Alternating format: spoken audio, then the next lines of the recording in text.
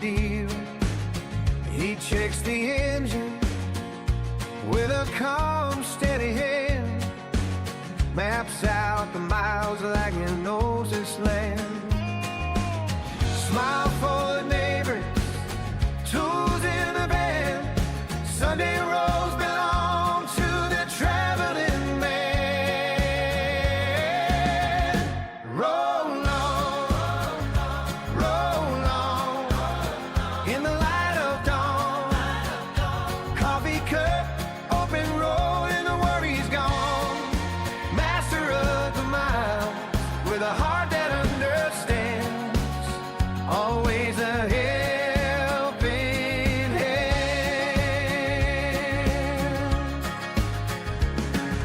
On and down he hears the kids laugh loud, fixes a loose latch, stands a little proud, tells a small story, teaches how to mend, promises to stick around till the weekend. Warmth in his voice, steady as the sun, he's the kind of friend you can count on. Roll on, in the light of dawn, coffee cup, open road, and the worries gone. Master of the mind, with a heart that understands, always a helping hand.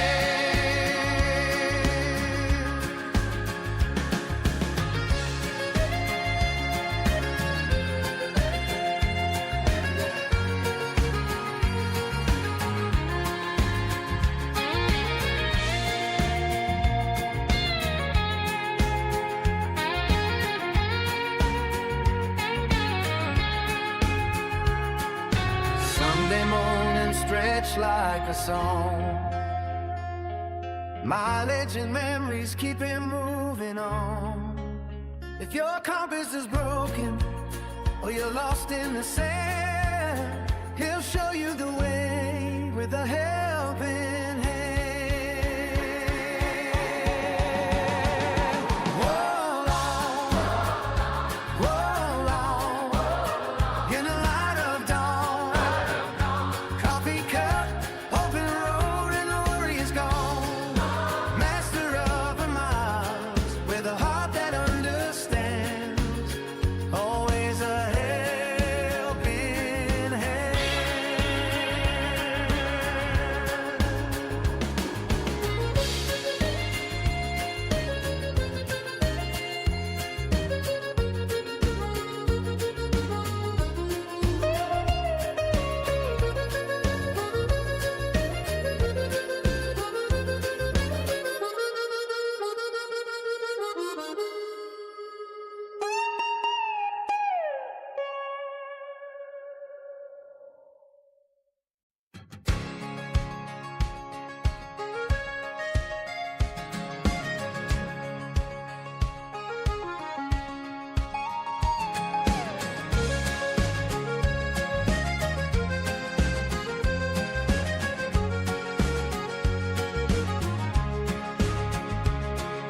Sun peaks up over pine and steel,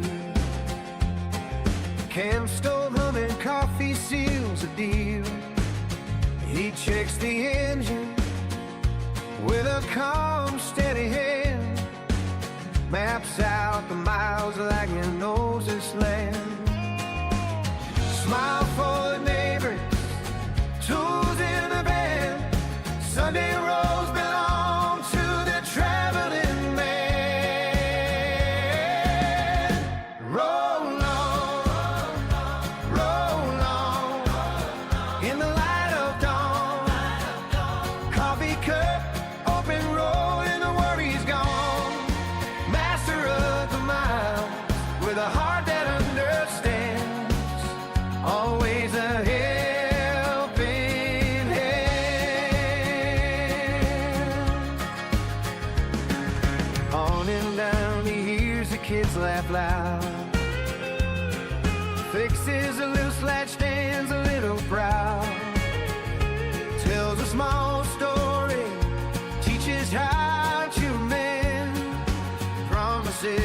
stick around till the weekend.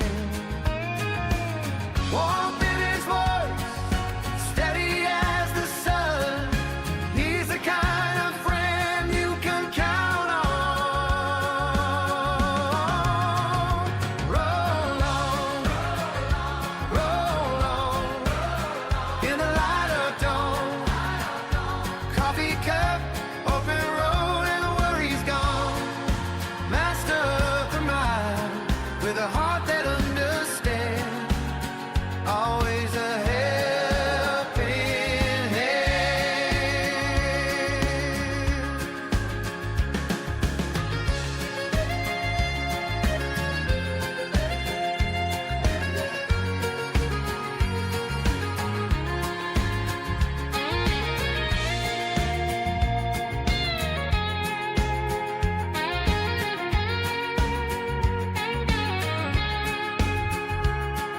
Sunday morning stretch like a song. Mileage and memories keep him moving on. If your compass is broken or you're lost in the sand, he'll show you the way with a helping hand. Roll on, roll on, in the light of dawn. Coffee cup, open road, and the worry is gone.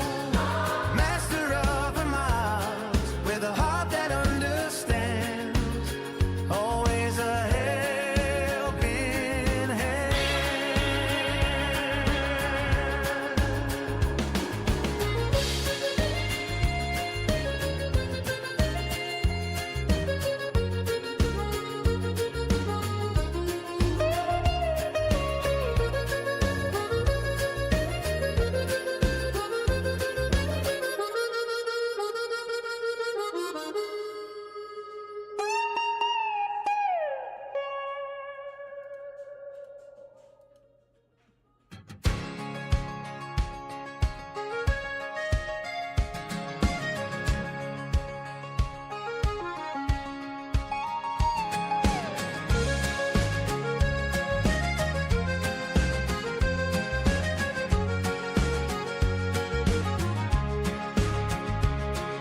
Sun peaks up over pine and steel. Camp stove humming, coffee seals a deal. He checks the engine with a calm, steady hand. Maps out the miles like he knows this land. Smile for the neighbors, tools in the van. Sunday roads belong to the traveling man. Roll on, in the light of dawn. Coffee cup, open road, and the worries gone. Master of the miles, with a heart that understands. Always a helping hand. On and down he hears the kids laugh loud. Fixes a loose latch, stands a little proud. Tells a small story, teaches how to mend. Promises to stick around till the weekend. Warmth in his voice, steady as the sun. He's the kind of friend you can count on. Roll on, in the light of dawn. Coffee cup, open road, and the worries gone.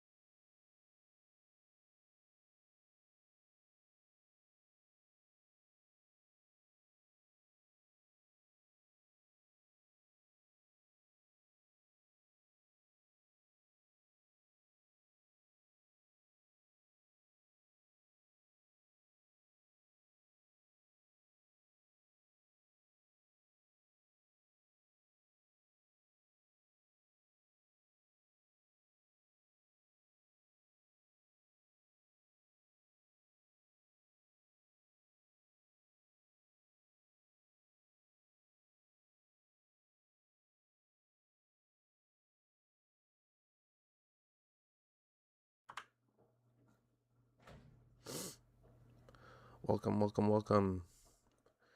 Yet again, my mic was muted. What else is new? New to this, new to me.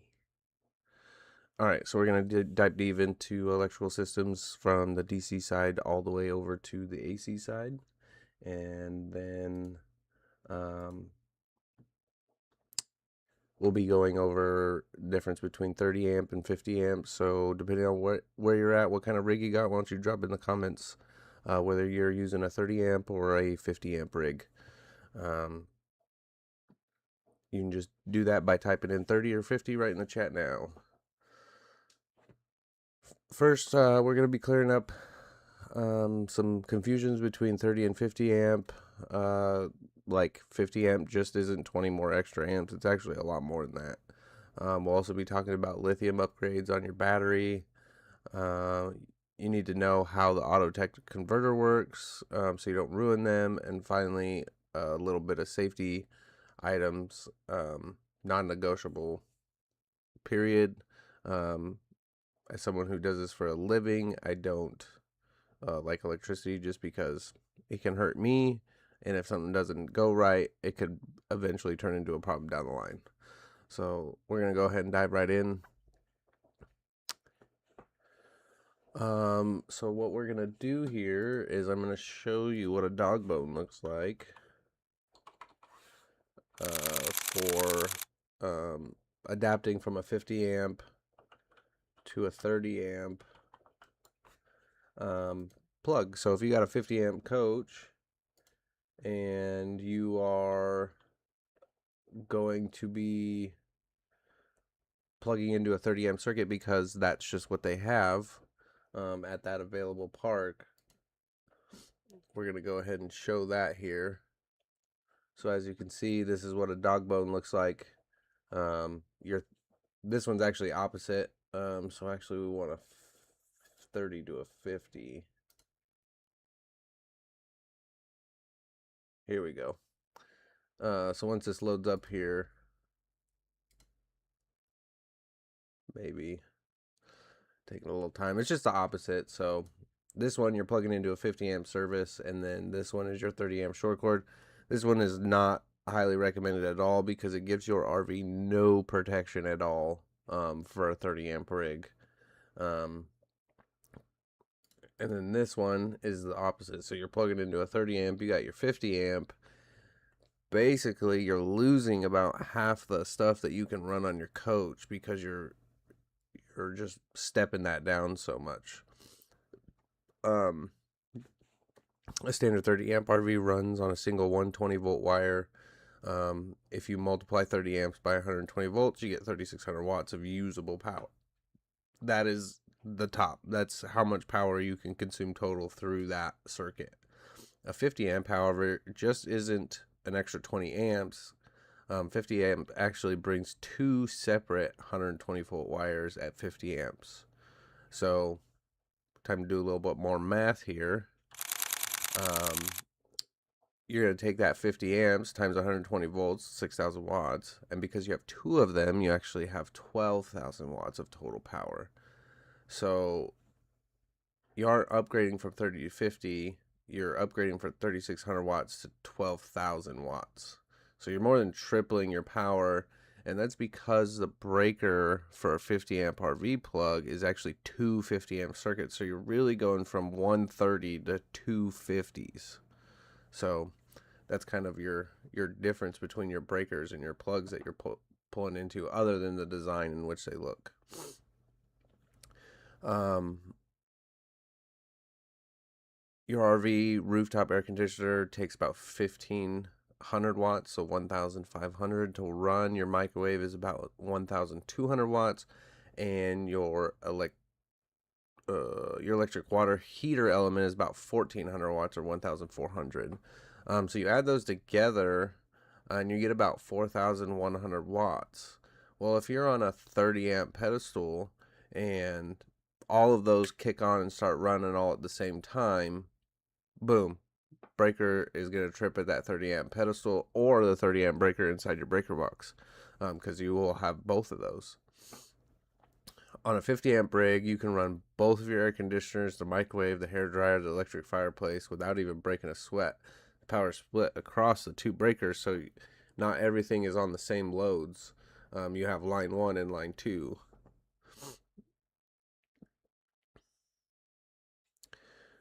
For my 30 amp viewers, what is the one appliance that always trips your breaker even if you forget to turn off the AC? Is it a hair dryer? Is it the coffee maker? Just let me know down in the chat. While while you guys are typing that out, let me give you a quick tip on adapters. If you're using a dog bone adapter to plug a 50 amp cord in to a 30 amp pedestal, your RV doesn't magically get 12,000 watts. Your adapter simply jumps that single 30 amp line across both sides of your 50 amp panel. You're still limited to that 3600 watts. So like I said, like you can't get if you look, one of these bottom pins right here is your line in, so that's your hot line, and that's now spread between these two pins. So now you're sending 3600 watts here and 3600 watts here, but if this one's using 1000, well, now you only get 2600 watts. So you're splitting, you're load sharing.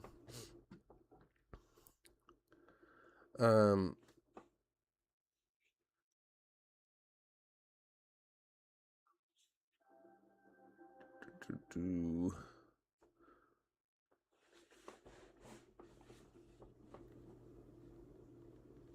you're just joining us, welcome. We're just wrapping up the math behind 30 and 50 amp power. Next up, we're moving into the world of DC power, specifically how to upgrade to lithium batteries and why your factory converter might be lying to you.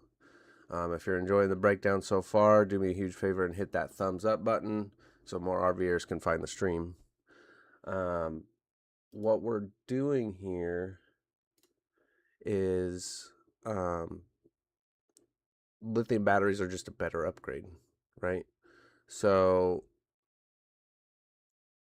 with lithium batteries, everyone is upgrading from that old lead acid or AGM batteries, which is auto glass matte, to lithium iron phosphate or lithium batteries, for good reason. They're lighter, they don't drain as fast to zero. You can use more capacity in them. But lithium batteries require a completely different charging profile than a lead acid battery. Standard lead acid batteries charge at around 12.6 to 12.7 volts. It likes to be charged at around 13.6. So your converter will be putting in 13.6, but if you were to fully charge that battery and unplug, your battery should rest at about 12.6, 12.7 volts. Lithium batteries are not fully charged until it hits 14.4 to about 14.6, so somewhere in that range. So it does have a higher charging voltage than a standard lead acid or AGM battery.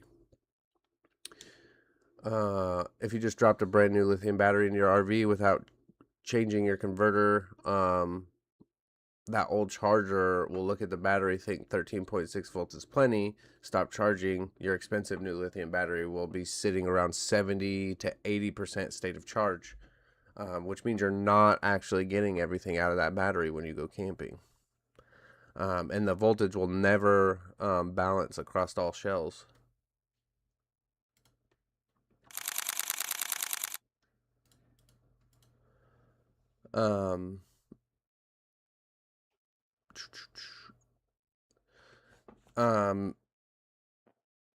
An auto tech converter is kind of what you're finding in all these newer units. So they are meant to detect, but there's actually a process in which you have to make them auto detect.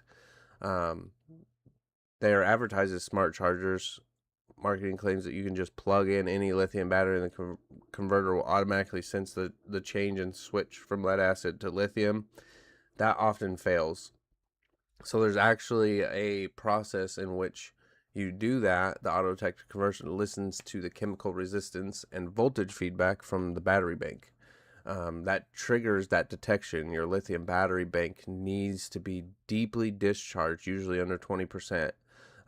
So you're going to just basically run off the battery until those batteries get real low.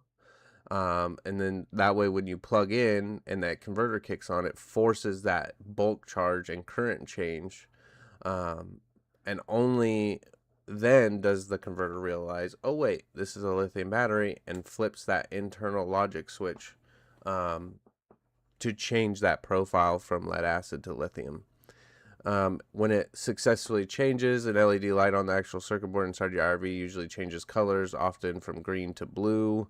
That is subject to change depending on which converter you have, but in my experience, that has been the kind of common thing, is the LED light will change on the circuit board.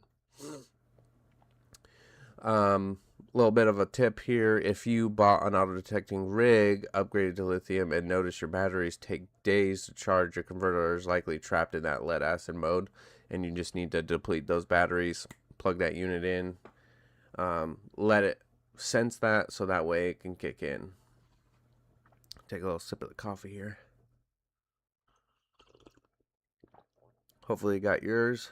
If you don't drink coffee, orange juice, apple juice, whatever your fancy is.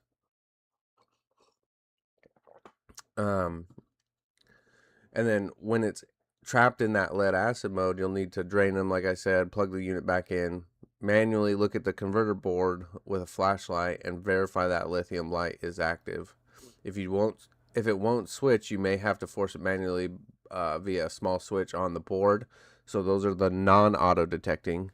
They'll have a little dip switch on there that you switch from LA to LI. I believe it's like a little black plastic or little blue plastic block with a white, almost looks like a little light switch. But it'll say LA for lead acid and LI for lithium. And then surge protectors. So we're going to hop right into surge protectors, and we're going to go over that. So I talked about that in our top 10 mistakes in the last episode. Surge protectors are a wonderful investment. They will help you under your warranty. They will protect you from having to spend thousands of dollars on repairs on your electrical system. So surge protectors or EMS systems, depending on how that manufacturer is marketing their product. But you want to use it. I can't stress that enough. As an RV technician, I have seen so many warranty claims denied on electrical stuff because a capacitor is blown on the board, and that is determined by a power surge, non-warrantable. Campground electrical grids are not notoriously unstable. You have hundreds of rigs pulling massive amounts of power, especially in the summertime when it's hot. Heat creates higher amperage on your loads and stuff, so those ACs are working harder than they would if it was spring or fall time and it was cooler out. So the dangerous part isn't usually a lightning strike. The real killers are low voltage or brownouts or open neutrals. If a camper's voltage drops below 104 volts because everyone is running their ACs, your RV appliances will try and compensate by drawing more amperage. And as we know, you're limited on that wattage. So more amperage means more wattage consumption, and you're limited, especially if you're on those 30 amps. So this causes the wire inside your expensive air conditioner compressors to overheat, and they can literally melt, and now your air conditioner is shot and you need to replace it. An open neutral is even worse. If a pedestal has a faulty neutral wire, it can instantly send 240 volts down that 120 volt line, instantly frying your fridge, your microwave, your main control boards, and your air conditioners, your converters, which we talked about already. I've seen it blow fuses on the 12 volt side because it gets through the converter, and now your thermostat doesn't work because the little glass fuse in it blew. Radio fuses on the back. all sorts of stuff. And so that can turn into thousands of dollars. And warranty's not going to pay for it. Your insurance company may not pay for it because you didn't do the preventative maintenance on throwing a surge protector on there before you used it.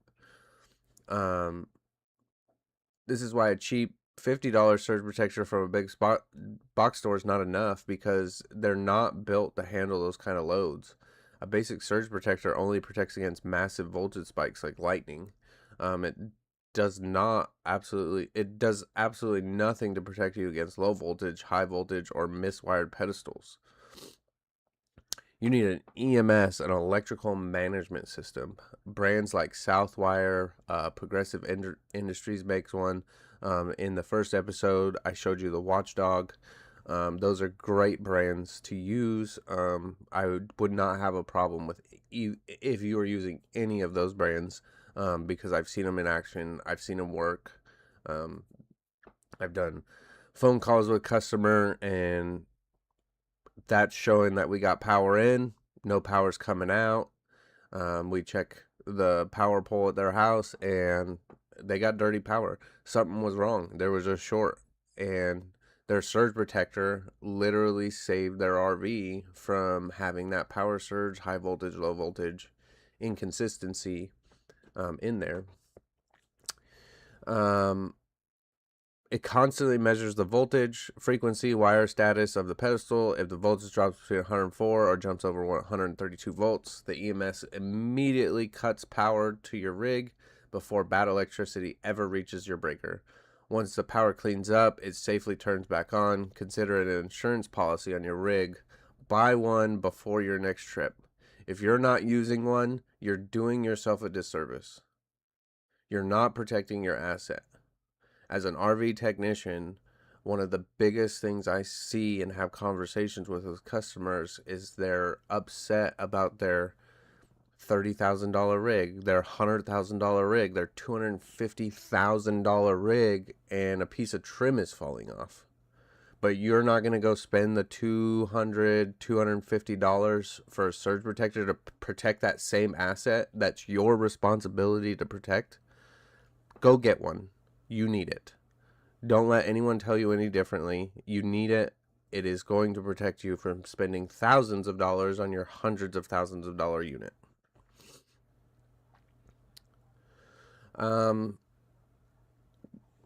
So now that we kind of touched a little bit on all three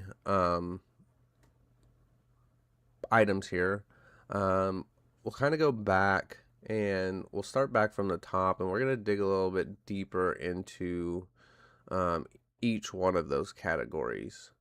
So the 30 amp and 50 amp, so some of these dog bones that they use, especially these 30 to 50s, depending on which one you get. Now, they should supply power to both lines, but we have found that it's only supplying power to one line here.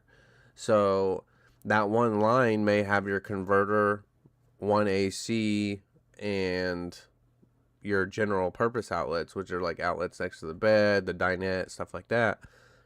But then line 2 isn't getting power, and that's your other AC, fireplace, GFCI. So the GFCI circuit will be like your kitchen, bathroom, outside plugs.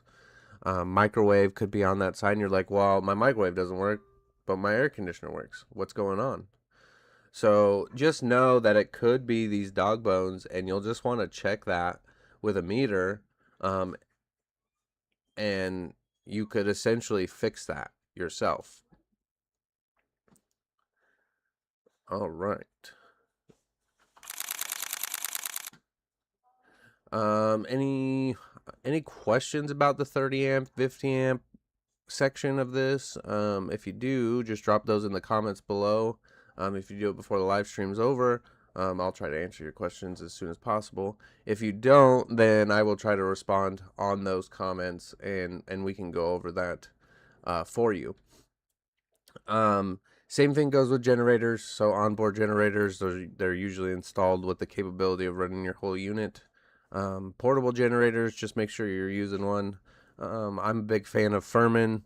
They got some pretty decent sized generators. The RV ones are super quiet, and then Cummins, Onan, they make a 4,500 watt, I believe, is what it is, and those things are amazing. They're real quiet. They're not super loud, and they can run a lot of stuff. So, um, on the generator side, if it's on board, installed in it, it should run everything, no problem. If it's a portable one, you just want to make sure that you're getting the one for your rig. So if you got a 50 amp rig, you're looking at about 4,500 watt. If you got a 30 amp rig, you want to be anything over 3,000 watts. So, and those should run those just fine. Let's see, what did we go into next?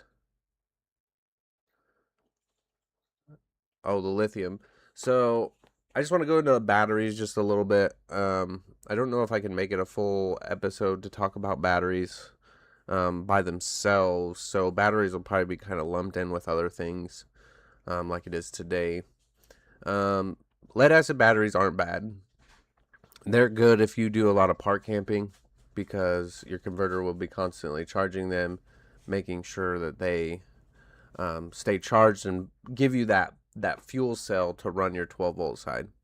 What I don't recommend, and I don't really recommend this for any size unit, don't do a single group 27. Everything is more advanced now, and pulling more amperage at a single group 27 battery is not enough. Just if you're trying to go bare minimum, spend the least amount of money, get 2 group 24s, and you should be fine. Because if you're going bare minimum, you're probably not doing boondocking, and you're going to be at a park all the time anyways. But in the small chance you pull over the side of the road to have lunch or something like that, or you have to stop for the night, and no plugins, those 2 batteries will be way more service to you than that single group 27. Can't stress that enough. The single group 27 is just a bad business decision on your rig. 2 group 24s, those are kind of bare minimum batteries. Those are good. Don't find an issue with 2 group 24s. Now the better would be 2 6-volts. So 2 6-volt batteries, whether they're lead acid or AGM will obviously be better. But you're increasing your fuel tank essentially. So I always like to use the fuel tank analogy when talking about batteries, because everyone understands a fuel tank in a car. So going from 2 group 24s to 2 6-volt AGMs, it'd be like adding, maybe 10 gallons of fuel into your fuel tank. So not a lot, but a significant amount. And if you're very conservative in your electrical use, then it's like you have a high miles per hour or miles per gallon car. So 10 gallons times 25 miles to the gallon, you just got 250 more miles, essentially. But if you are not conservative with your electricity, and you are constantly opening the fridge all the time, leaving the lights on, water pumps constantly running, water heaters constantly going, all that kind of stuff, plugging in all your iPads and phones to charge, and keeping the stereo going and blasting music, which is totally fine. Do what you got to do to have fun. That 10 gallons, well, now you're only getting 10 miles to the gallon. So now you just only got 100 extra miles. So it is better. So that's why I said we got good, better, and then lithium is those best. So lithium batteries, you can use about 80%, whereas the other 2 types you can only use about 50% before you get voltage drop. Anything below 11 volts, and it's a 10 point something, but I always say 11 because that covers everything. When you drop below 11 volts on your DC side, things are going to stop working. Your circuit boards just won't have enough voltage to actually click those relays over for your furnace, your water heater, your air conditioner, all that kind of stuff. So when you start losing 12-volt power and start getting pretty good voltage drop below 11 volts, you're going to notice things not working, and you're going to, what's going on? So, it's just a better battery to use a lithium, because you can use 80% of that battery before you start to see that voltage drop down, just because they hold such a stronger charge. So now you're essentially adding 30% more battery by spending a little extra money, because lithium batteries have actually come down a lot. When I first started, a lithium battery for an RV was like $1,000 a piece. That's crazy. I would have never put lithium in my trailer at $1,000 a piece. That just doesn't make sense.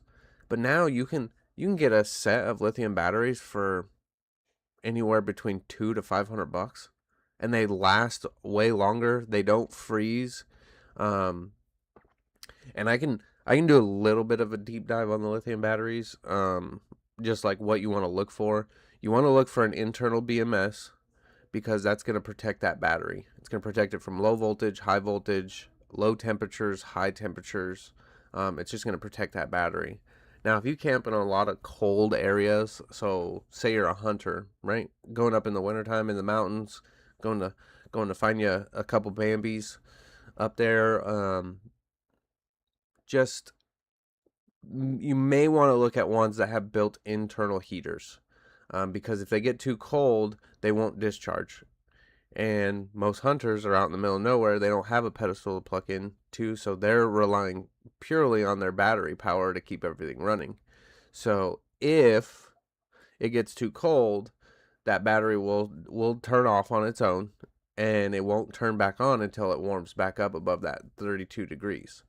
And I say 32 degrees, some batteries are a little bit varied depending on the manufacturer of the battery and what their parameters are, but basically freezing is when they'll shut off, and that's to protect the battery. Same thing with hot. You're down south, Arizona, Texas, anything like that. If it gets too hot, and I don't know what the high temps are on these batteries, but they'll shut off so they can't be charged. And so they'll still discharge, but they won't charge. And if they don't charge, then you're just going to drain it's like running out of fuel, and you're like, I don't understand why. Well, it's because you didn't go to a gas station. You didn't put any gas in it. And so you just got to kind of determine what battery style fits you, what kind of camping style. So if you're a park camper, I would stay at those AGMs, those lead acid. Do 2 Group 24s. If you're a boondocker, I can't stress enough how much a lithium battery is going to benefit you, and invest it up front. You'll end up buying more batteries if you stick with lead acid, because you didn't invest at the beginning, and you'll end up spending the same amount of money. So just get lithiums if you're going to be a boondocker. If you're going to be a park camper, or a full-timer, Group 27, or not Group 27s, Group 24s, 2 of them, or 2 6-volt batteries. If you do 6 volts, you have to have a minimum of 2. So we went through batteries. Surge protectors, I think I went into pretty good depth on that. So on there, I don't think I can really go any higher. Just kind of use them. There's definitely some videos out there for switching those converters over if you need to. There's plenty on YouTube and everything, so go check all that out. If you find a good one, share it with other people. Share it with people you know about, that are kind of going through the same thing. Now we're just kind of getting into the last little bit here of this episode, so kind of leave it open for some Q&A here if anyone's got any questions for me. Don't know what next week's episode's gonna be yet. Still trying to figure this out and get a good routine. I wasn't able to make shorts out of the last one.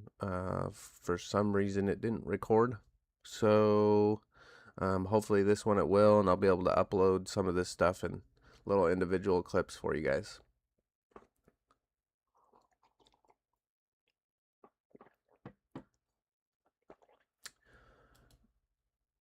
All right, all right.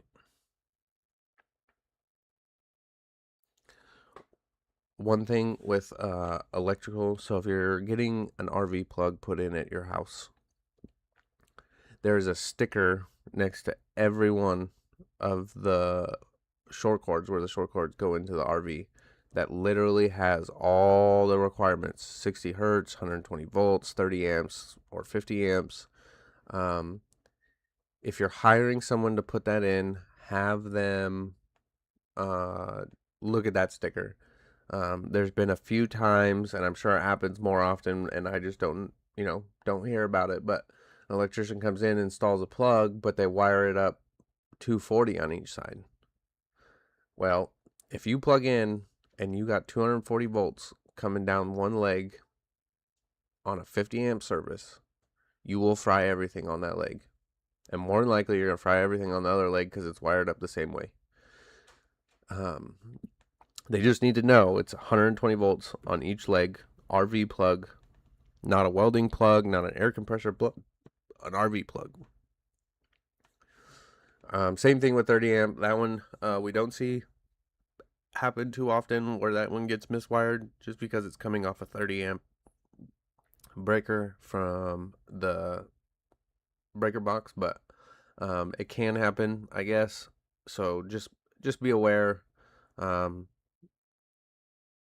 Maybe that's what I'll do in the next video. Is I'm gonna do a video on maybe the top 10 tools that every RV owner should have in their tool bag. Actually, you know what? That is what I'm gonna do. I'm gonna do that. I'll show you what I have. And if I can figure out how to do the links, I'll drop links to each of those items in the video, so that way you guys can see it as well. If you guys are have any questions, go ahead and throw those in the chat. Let me know how the 4th was. Did you guys see some good fireworks?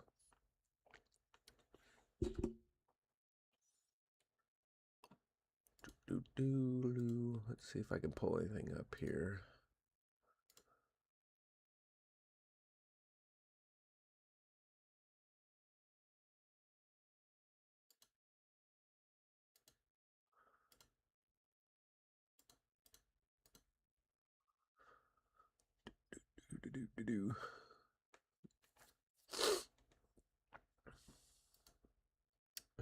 Let's see.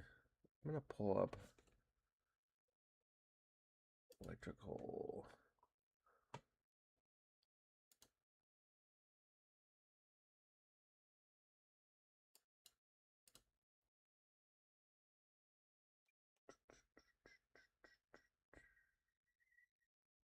How do they not?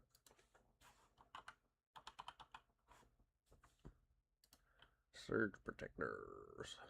I'm gonna pull up a couple surge protectors here.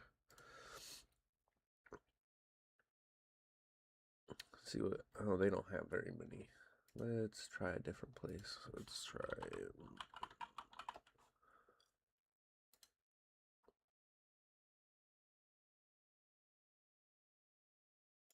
All right.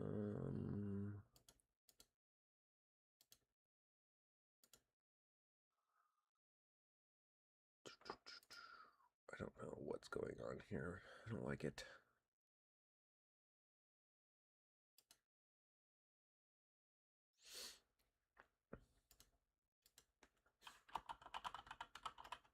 Let's see. Research Pro. Alright, let's see. So, Watchdog, that's a pretty good one. What other ones? Southwire. So I use a Southwire multimeter, so I would use their stuff. I think their stuff is really good.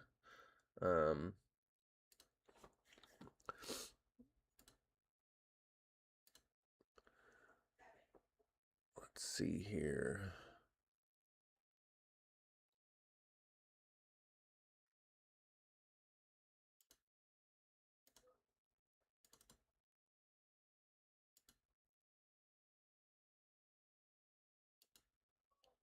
Do, do, do, do.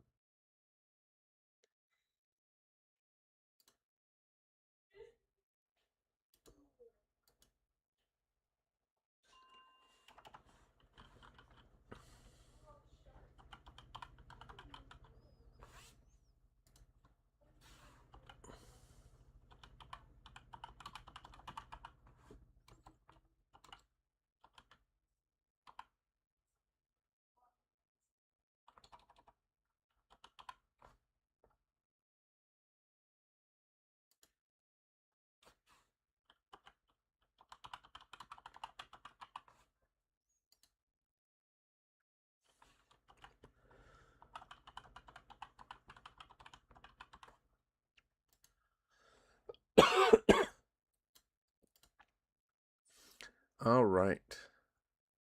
So I got that figured out. And let's see. So yeah, so I just kind of pulled up a quick little off a forum here. Best RV surge protector for 2026 right now is the Watchdog. Um, they have the new Wi-Fi, Bluetooth, portable RV surge protectors with auto shut off. So now you can even control it with your phone. If you have Wi-Fi available, you can connect to the Wi-Fi. So that way you can monitor it from a distance as well, which is really cool. So if you leave your rig up in a spot and just leave it there, you kind of have still access as long as there's Wi-Fi up there. So that's pretty cool. Next one is Progressive Industries. So Progressive Industries, they make a lot of electrical stuff. So they do converters, the breaker boxes, fuse panels, stuff like that in RVs already. So I would not object to using one of theirs as well. And all of these are all watertight, so they have weather shields and all that kind of stuff to keep the water out. Surge Guard, they're kind of a well-known thing. You see them a lot in the motorhomes. They're built in line to their shore, so if you got a motorhome, you may already have a surge protector or a transfer switch with a surge protector in it. So if you ever have questions on something like that, just kind of like follow your shore cord through your coach to see if maybe you already have one. Southwire, I already talked about that. Southwire, I think, is a great company. I like using their tools and everything like that, so I would have no issue using one of their products. And then Archon, at the dealership I worked at, that's what we sold, was Archon for a while before we switched over to Walk Dog. The only thing I don't really like about them is they're super long. So they could take up a little bit of space versus some of the other ones, but it works. It works. I wouldn't necessarily turn that one down. If I was in a pinch, they tend to be a little bit cheaper than some of the other ones. So, if that's all you can afford, get that one. Just get it. Um, yeah. So those are kind of the top five there. So Archon is a good brand. Southwire, Surge Guard, Progressive Industries, and of course the Hughes Watchdog, Power Watchdog. So Hughes is the actual brand name. Everyone just calls them Watchdogs. But yeah, so those are the kind of top five, and I definitely would agree with that. All right. Just to kind of cap everything off here, one thing, just remember that if you are using adapters, you're losing the amount of stuff you can use. If you're stepping up, you're not protecting your unit anymore. If you are going down all the way down to a 15 amp plug, so that's that regular outlet, those are basically just good for running your or charging your batteries. So like if that's all you got, those are good to keep your batteries charged up for that converter, but you won't be able to run microwave, air conditioner, or anything like that at the same time, just because that'll be too big of a power demand. We went over batteries, lead acid, AGMs, lithiums, the difference between them all, upgrading if you need to, and kind of how each one of them works, and your converter, making sure that it's in the proper setting versus that lithium setting. So lead acid versus lithium. And then if you do have AGMs, you're just going to stay in that that lead acid on your converter, you're not going to switch it over to lithiums for those. So those are they have a little bit higher, but not enough to where your converter would have to be changed out for that. And then we went over surge protectors. So have one. Don't use your unit without one, even at your house. If you buy a surge protector for your computer in your house, you should buy one for your RV. Plain and simple. If you don't know what a surge protector is used for and you're using one, you should probably look that up and realize, oh man, I've just used this because I thought I was getting extra plugs. No, the surge protectors are there to prevent you from ruining your stuff. So if you got a surge protector on your $1,000 computer, you should have a surge protector on your $30,000, $50,000, $100,000 trailer. It just makes sense. All right. Well, looks like we're wrapping up. This is all the time we have for today's live stream. Thank you so much for hanging out, sharing your experiences, everything like that. Don't forget to subscribe if you want more deep dives like this every single week. Until next time, stay safe, manage those watts, and I'll see you out on the road. Bye.